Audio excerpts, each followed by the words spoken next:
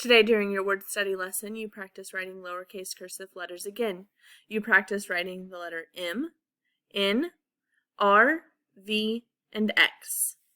Today, for your practice, on a piece of paper or in your reader's notebook, whichever your teacher prefers, you are going to write one line of the lowercase cursive letter M, one line of the lowercase cursive N, one line of the letter R, one line of the letter V, and one line of the letter X.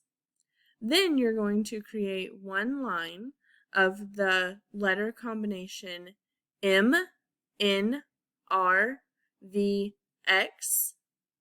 On another line, you're going to write N, R, V, X, M. On another line, you will have R, V, X, M, N. On another line, you're going to have V, X, R, N, M. And finally, on your last line, you will have X, M, R, V, N.